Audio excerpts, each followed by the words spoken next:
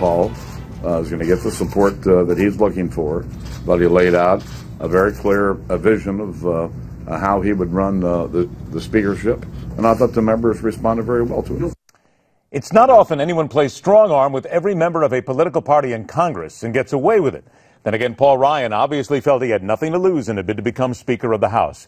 It would appear he did indeed lower a boom on the grand old party and won, for the time being, leaving plenty of questions about what his future will be at the helm and what his relationship is going to be with the suddenly powerful Freedom Caucus.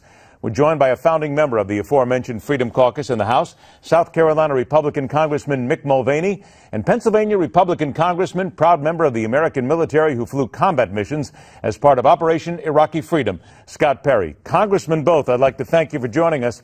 And Congressman Mulvaney, I'm going to begin with you. In Politico today, here's the headline: How Ryan Conquered the Freedom Caucus. You feel conquered? I love headlines. They're always great. And do I feel conquered? No. We met with Paul yesterday. We were absolutely satisfied that Paul wanted the same sorts of structural reform and changes in the House that we did. We did not give in to his requests. We were not conquered. He had specific requests about changing the motion to vacate. We didn't agree to any of those. In fact, when we came out last night, we said, look, we're going to support Paul Ryan for Speaker. We're not doing it based on any conditions that he's made. If he wants to be the Speaker, we'll vote for him. And my guess is, in talking to him, or at least talking to folks who have talked to him today, he's going to take us up on that. But this was not a circumstance where somebody won or lost. We were all pulling in the same direction, and it looks like Paul may be our next leader. Was it unanimous from the Freedom Caucus? No. But we very rarely do things that are unanimous. The group is not monolithic. People seem to think that it's hardcore right-wing nut jobs, and that's it. There's a lot of folks in there who vote differently than others on a bunch of different things. We got together really based on one thing, which was process, the ability to be heard, the ability to be full members of Congress, to be legislators, which a lot of us did in the state legislature. And that's what unites us.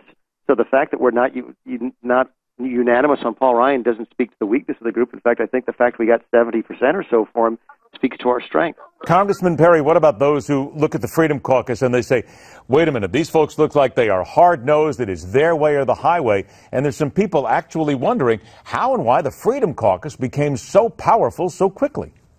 Well, first of all, they don't understand what we're about, and that's not necessarily only their fault. They probably read what's been put in front of them, like the article that you just mentioned, and it doesn't really reflect the true views of the conference or the caucus. But and as far as becoming powerful very quickly, we determined what we needed to do to get some attention and draw the attention to the issues that are important to us, like Congressman Mulvaney said, the issues of process, and we were determined to make a statement on those things, and to, quite honestly, at our own political peril. But it's important for the country to be operating correctly, and the House is part of that, and it wasn't being done. So we decided that we were going to move forward and do what we thought was the correct thing and make it happen, and we did. And that numbers and voting is what gets attention on the House floor or on the Senate floor. And we were able to get a commitment to do that from all the members, and we did it. So. And as far as him conquering the Freedom Caucus, I'm not sure how you conquer someone when you agree with them.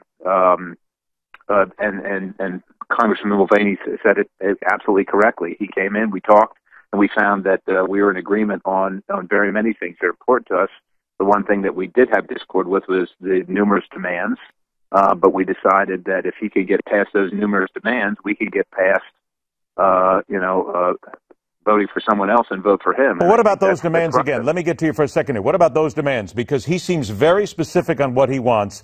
What happens if, and again, it was not unanimous from the caucus, what happens, though, if he then gets to a point where he says, wait a minute, guys, I'm in control. This is what you agreed on right here. Will the Freedom Caucus then raise its head up and say, hang on a sec, you're not in control. We still are the ones who are here. We deserve a measure of what we want. Well, and then there's a fight. Generally speaking, for most of the members, and I can only speak for myself, that said that they would support him, it was provisional on not dealing with those demands directly. We never agreed to support those demands, and we're not going to, as far as I can tell. But that'll be each individual member or further discussion. But I will also say that for people that say we're intractable and it's my way or the highway, they can see that obviously that is not the case, and they've underestimated and misjudged us in that regard, because certainly the facts don't bear that out. And we are willing to negotiate, and we're willing to come halfway on many things. Congressman Mulvaney, if you don't mind, let me interrupt Congressman Perry 1 sec, because I want to ask you a question on the ISIS raid here, but I want to get that in last. Congressman Mulvaney, from you, 30 seconds. Is there an idea here that you can create a consensus and we can save the GOP moving forward? Absolutely, and I think Paul's going to be a tremendous spokesperson for our party, much more effective than John Boehner was. One of the things that we were convinced about was that Paul would be a much better person to deliver our message, not only to the people, but to the Senate.